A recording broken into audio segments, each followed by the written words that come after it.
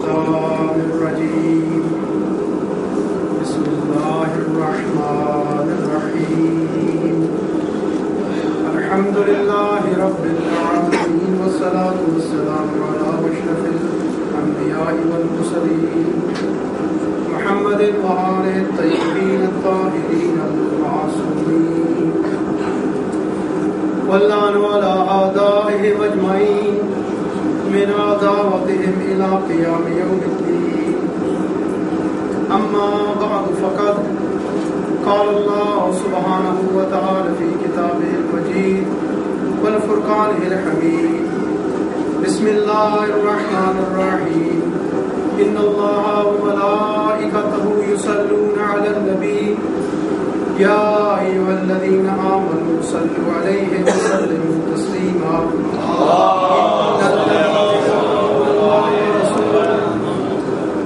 إن الذين يؤذون الله ورسوله لعنهم الله في الدنيا والآخرة وأعد لهم عذابا مهينا ثم قال رسول الله صلى الله عليه وآله وسلم فاطمة بضعة مني من أضاها أضاني من أضاني فقد أضاء الله ما شاء الله صدق الله العلي العظيم وصدق رسوله النبي الأمين الكريم صلى الله عليه وسلم.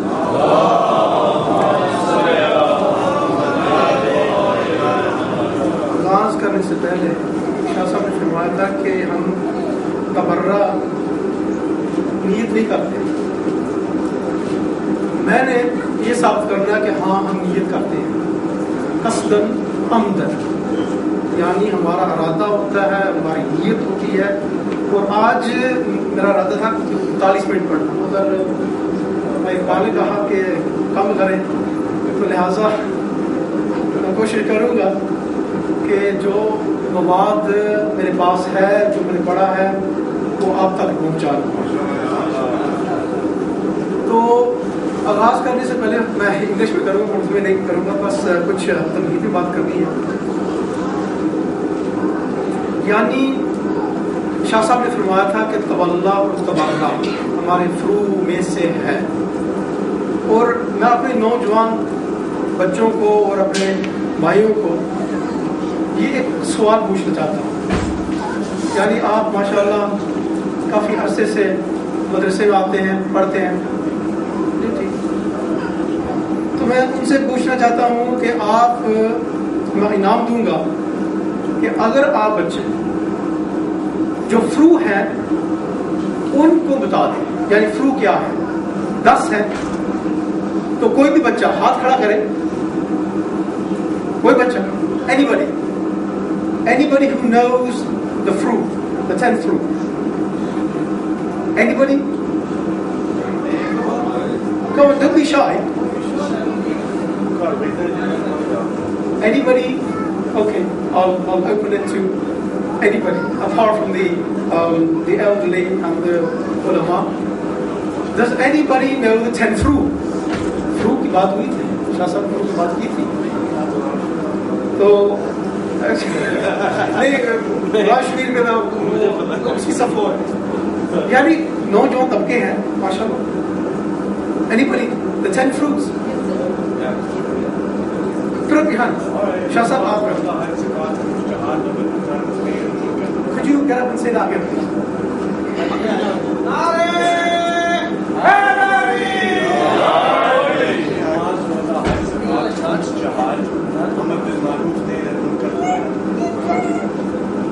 اچھا شاہ صاحب میں آپ کے لیے ایک انعام دینا تھا. وہ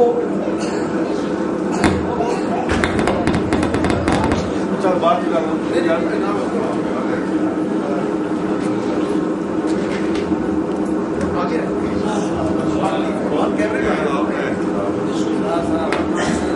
سوال محمد والے محمد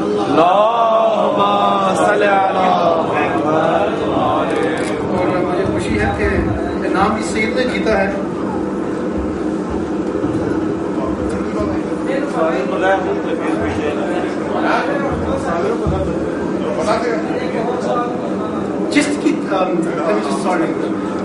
I wanted you to look at the last two, Tawalla and Tabaraa. And I was going to talk for about 45 minutes just on the concept of Tawalla and Tabaraa. And Tabaraa in its application means Laanat. And what is the concept of Laanat? Before I start on this subject, love. When you love something, it demands proof. Love. When you love somebody, it's no good saying, I love you, I love you. You need to show that love. And that is called demanding proof. Inshallah, over the next half an hour, I will go through some different ideas regarding this important concept of Tawalla and Tabaraa. If we look at Sunnism and Shiaism, from my own research and what ulamas have written, if I can sum Sunnism up in 2-3 words, it's like this. We cannot run away from Sunnis. We cannot run away from Sunnis. Sunnis exist. That's a reality. We have a masjid across the road, a Sunni masjid. That's a reality. So to say the Sunnis don't exist is actually stupidity. The Shias also exist. We are also a reality. But in order to understand these two realities, Sunnism is a political reality. Sunnism, Sunniyat, ek siyasi haqiqat hai. Sunnism is a political reality. Shiaism is an Islamic reality. Is an Islamic reality. If I had time, I would explain what I meant by this. What Islamic reality is and what a political reality is. And this is not something, I say this often over and over again, what I say is based upon my own research and things I've read. It's not based upon just taking things out of the air and just say them to you. I say this and I can go into the details of why I say this. However, let me just make final point on this issue, is that if you look at Sunnism, it is a political reality and we can't hide away from that. Shiaism is an Islamic reality. Both Sunnism and Shiaism, they have their holy days. The days that they revere. And today is one of those days that we Shias hold very dear. There is a very lengthy hadith from the Imams regarding today. A very lengthy hadith, which some of the words are that this day is Eid Ghadir Sani. Eid Ghadir Sani, meaning that it is the second Eid Ghadir. Meaning it is one of the most important days in...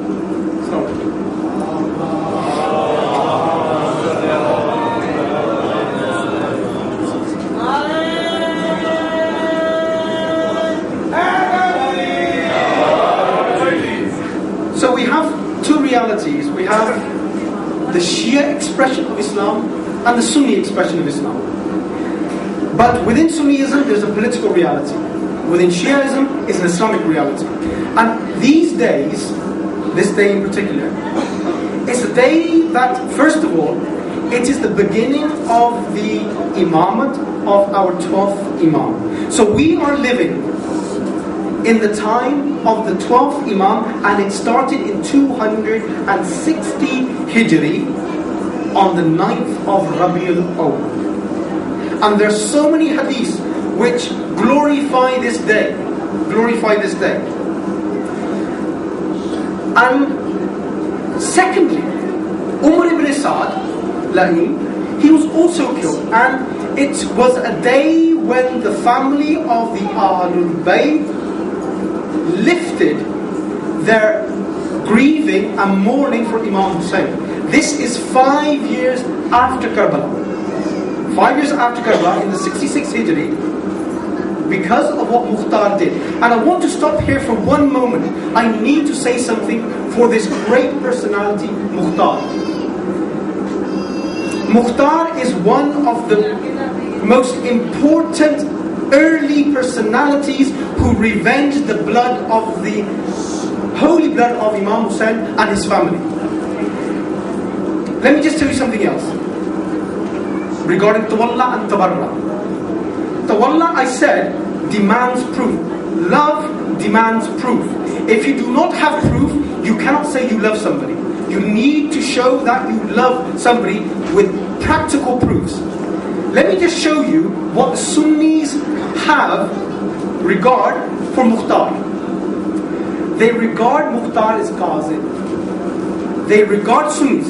They regard Mukhtar as somebody who claimed to be a prophet. They say Mukhtar had a jinn. They say Mukhtar had gone astray. This is the justice that our Sunni brothers are giving to Mukhtar for what he did. He revenged the blood of Imam Hussain and his family, and Imam Zain al-Abidin and Imam Muhammad Baqir al-Islam, both of them. They praise Mukhtar. They praise Mukhtar. They say, do not curse Mukhtar, for he brought happiness to the family of the Ahlul Bayt. So Mukhtar is a great personality.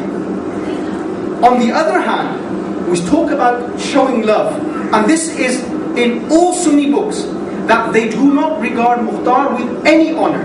They say he was a liar, but they also accept. They accept that Mukhtar revenged the blood of Imam Hussain Islam and his Ahlul Bayt and his followers.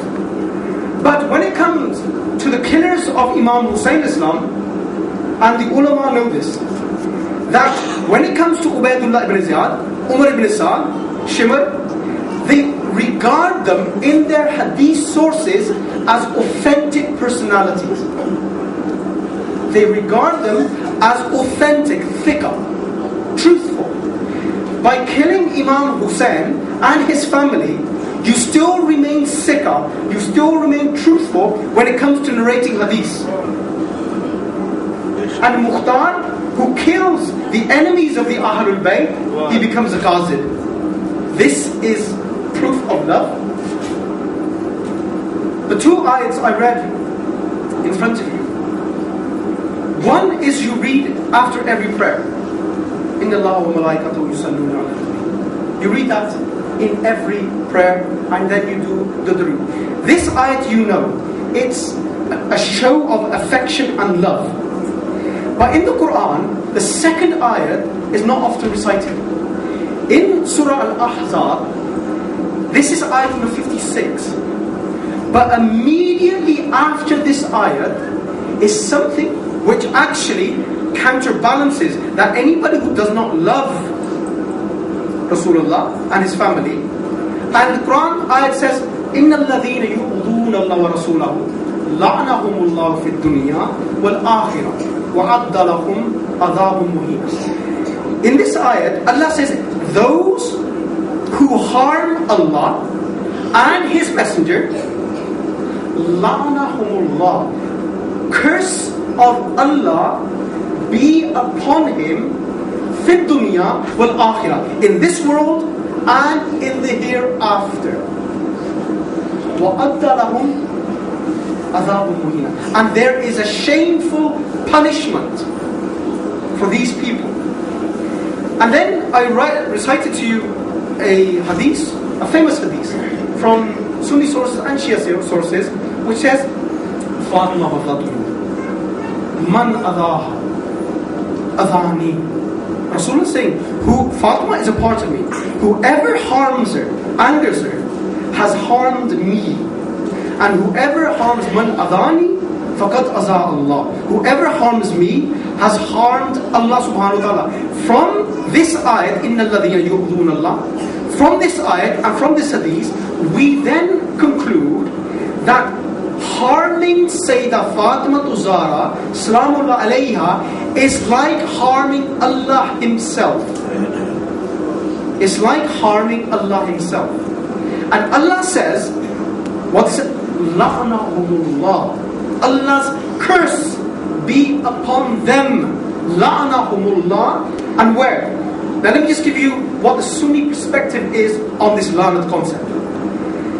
The Sunnis say that you should not curse anybody. Because we are human beings. You shouldn't even curse an animal. And we shouldn't curse humans. But this goes against the Quran. The Quran is saying, Fit dunya, in this world, Allah is going to curse them.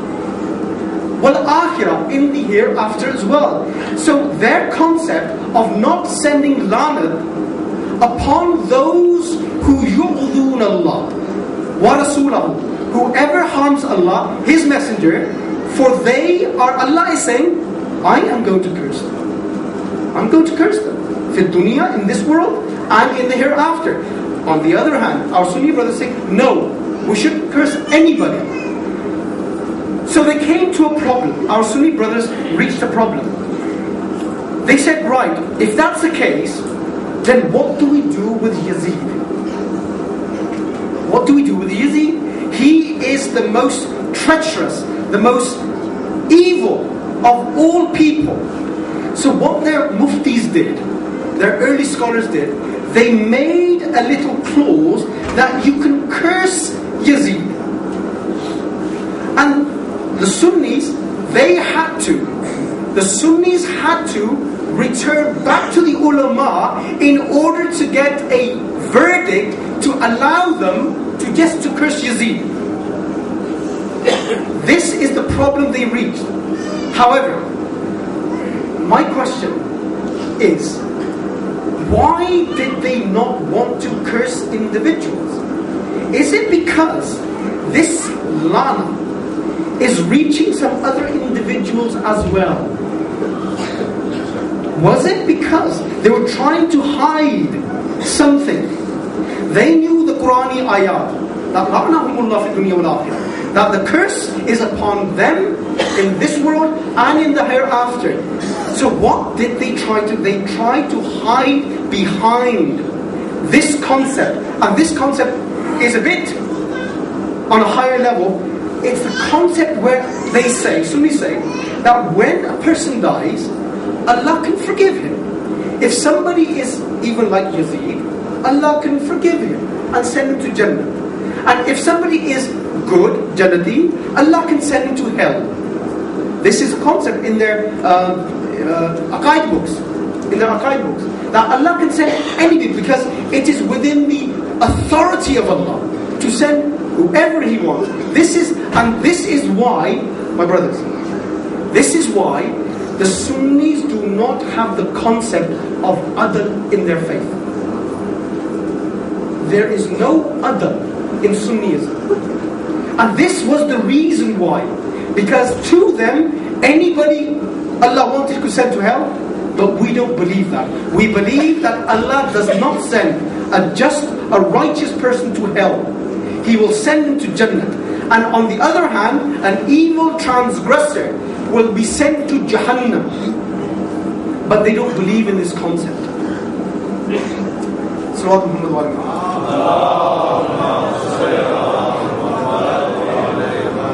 I'm just trying to work out how much to say and what not to say, and try to leave out a few things. Let's just look at Laanat. Laanat has been something that we Shias, as Shah Sahib recited to us, is a part of our Fruidi. In Tabaraa. The word Tabaraa itself is not problematic. Because Surah Baraat in the Quran, the whole surah is Baraat. Surah number 9. Baraat itself is something which Allah does as well. And let me just explain to you what Baraat means. Baraat is a concept called disassociation. You do not have anything to do with that individual. You are immune from him. You are free from him. And when you actually implement Baraat, you need to then to do Laanat. Baraat demands Laanat. Let me just explain this slightly. In our furu, we have salat, namaz, roza, hajj, zakat, khums, jihad, amr bil ma'roof, nahi anil munkar, tawalla, tabaraa. If you look at the 10, our Sunni brothers, they don't have a problem with our namaz. Okay, we read namaz differently, but they don't have a problem. They don't have a problem with our song, our fasting. It's slightly different, but they don't have a problem with it. And all the others, even when it comes to khums, you might think that the Sunnis don't believe in khums. There's an ayat in the Quran. How can they deny khums? And even Imam Shafi, he accepts the khums continues for the salah. Imam Shafi admits it. So even when it comes to khums, they understand it and believe in it. And when it comes to tawallah, meaning love for the Ahlul Bayt, and love for the people who love the Ahlul Bayt, the Sunnis also believe in the love of the Ahlul Bayt. But let me say something. This love hasn't been proven. This love, which the Sunnis claim, has not been proven. And let me show you how. If you love somebody, you will go to his grave after he's passed away. And especially if they're family from the Ahlul Bayt, especially if they're ma'soom. The Sunnis, they are not in agreement regarding the Prophet's grave. Amongst the Sunnis, they are divided into two. One say that you cannot make a niyyat, an intention, to go to the Prophet's grave, to the visitation, zayar, become a zayar of Rasulullah. There's a group within Sunnism which does not agree with this. But another group within Sunnism agrees with this, that you can make a niyyat of doing the visitation of the ziyarat of Rasulullah. So they argue at the very beginning, when it came to Rasulullah, they were unclear whether you can visit them or not visit them. So when it came to the Imams, there's absolute silence. And a few days back, I was trying to search on the internet, are there any Sunni books? Like we got Mafati, and we got other books when we go to ziyarat, which we read when we're in front of the harams. There is no book which I found in Sunnism which mentions the ziyarat of Imam Rida across the whole of the Middle East, of all the Ma'sumeen. There is no book where a Sunni is taught how to do the salams to the Imams. That's proof in itself that they never had any attachment to the Ahlul Bayt.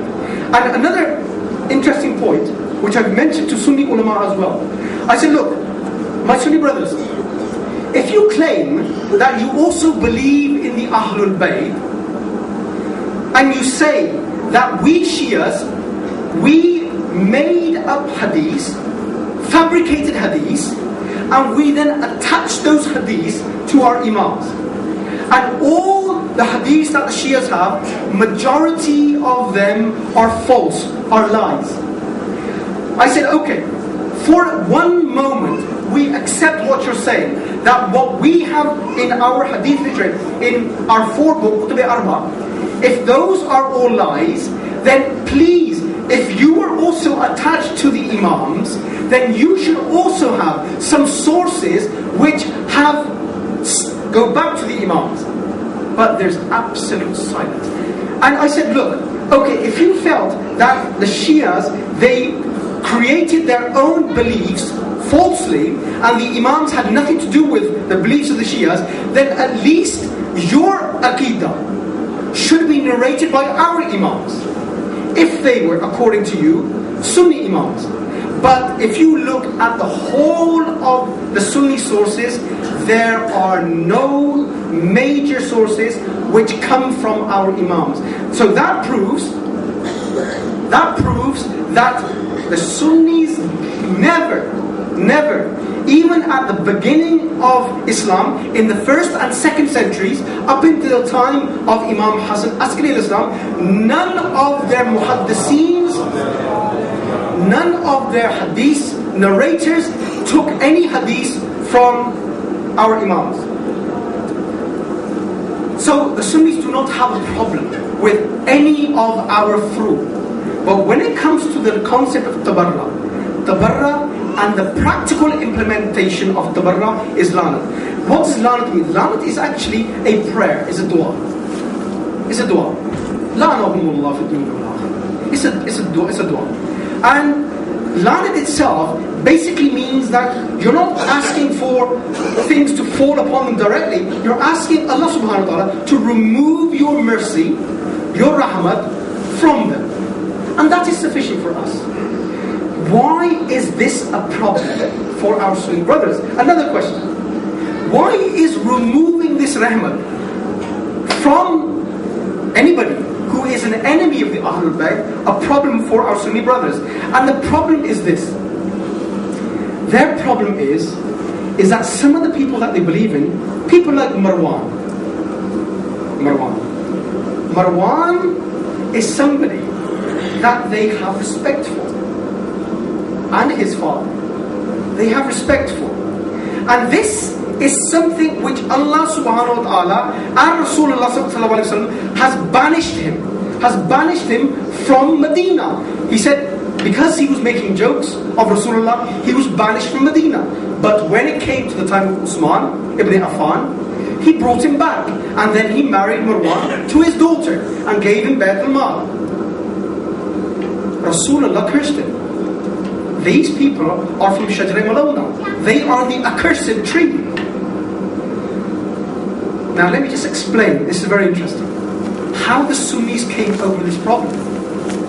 They knew that this hadith exists. How are we going to get over this problem? The way they did this is like this. They said Rasulullah sallallahu alaihi wasallam, whenever he curses somebody, is actually not a curse, it's rahmat. This is their aqidah. When Rasulullah curses somebody, it is not a curse. It is actually a rahmat for him. La hawla wa la quwwata. This is the concept that they needed in order to justify bringing these people back. And the other thing is, if you know that you are clean, you have no hidden, do you understand the word? Hidden skeletons. Gremlins. If you've got hidden skeletons, then you worry about things might be exposed. If you have no worries, then you shouldn't really worry whether the Shias do Tabaraa, Laanat upon few individuals. They shouldn't really worry. I'm 5-6 minutes away to finish, and inshallah, I have not. If I go through the notes, it will take too long. But I just want to on top of my head. So this became a problem for them. Now, if you don't have any hidden skeletons, gremlins, then Shias doing Laanat we don't do Laanat upon loads and loads of people. We respect the companions. But there are individuals amongst the companions that we have differences with. And we're not hiding from this shasa. We're not hiding from this. So Tabaraa, we do Tabaraa qasdan. We do it thinkingly, deliberately, with intention. So there is qasd behind this. And if our brothers, if they have no skeletons, why are they worried of our Laanat? They shouldn't be, if there are no skeletons. But they know that there are skeletons in Bukhari. There are skeletons in Muslim. And how are we going to resolve that? And the only way of resolving that is by saying the Shias are kafir. Because they cursed the companions. Let me just, for one moment, let me just tell you about this concept of Tabaraa and Laanat. More Shias have died in protecting this 10th concept of fruit. More Shias have died in the history of Shiaism protecting and doing Laanat than any other fruit. We have not been killed because of Adaliyah, being Adil. We haven't been killed because of Imamat. We have been killed because of Tabaraa. They say that Shias, they curse our companions, and that then makes them kafir. Now because we are kafir in their eyes, so we can be killed. let me say something. This 10th principle of Furu is something we will never abandon. We will never abandon. We will continue doing Laanat until Yawm al-Qiyamah. I'm going to conclude on a couple of things.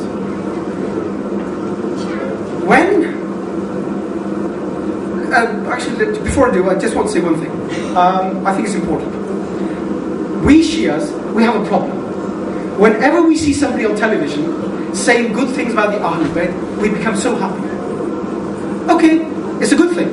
But people like Dr. Tahir Qadri, he was talking about Ghadir, he wrote a book on Ghadir, he did the Fazal of the Ahlul Bayt, and then 2 years back, everything he said went to waste. He even said in his book that the Imamat is Mansus min Allah. In his book, Saif al-Jaleel fi Mulk Variety Ali, he wrote this. He said that they are Mansus min Allah, the Imams, and these Khulafa are the companions, they elected them. So they also have a right as well. And we Shia said, okay, he's accepting that they are Mansus min Allah. And then 2 years later, he then says everything against it. And then the Shia said, no, he's Lanti. And the same with this Madani on Hidayat TV. He used to come on Hidayat TV, sat with the Shia ulama. And then a couple of days back, he's back on a Sunni channel saying, I made a mistake. Again, the Shias are so impressed with Maulvi Ishaq. Maulvi Ishaq, don't be impressed with him.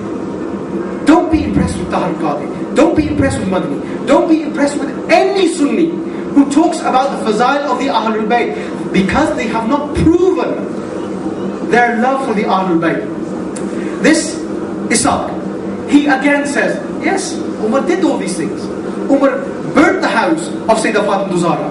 So if the Shias curse Umar, don't get so upset about it, oh you Sunnis. But believe you me, he has no love for the Shias. He has no love for the Shias. If you want to test somebody's Shia, ask him about Tabaraa and Laanat. That is the biggest way of testing whether this person has reached the stage of proving his love for the Ahlul Bayt.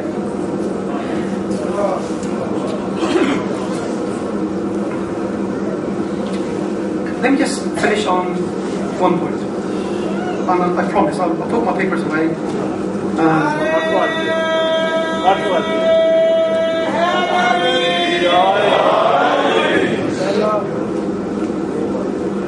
When Sayyidah Fatima Zahra Salamu Alayha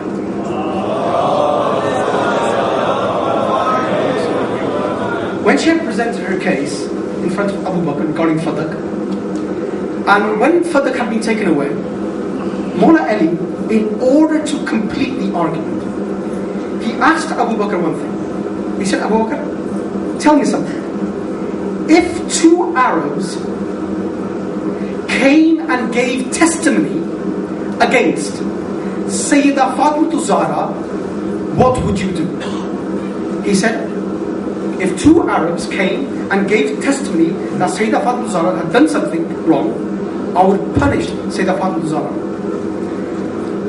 Mawla Ali asked him another question. He said, for whom was this ayat that he revealed for? He said, for Sayyidah Fatima Zahra. Mawla Ali now turns to me and said, so if two Arabs give testimony for Sayyidah Fatima against her, you will punish her, but you have not accepted the testimony of the Quran and Allah subhanahu wa ta'ala in the Quran. You have denied the Quran, you have denied Allah, you have become kafir.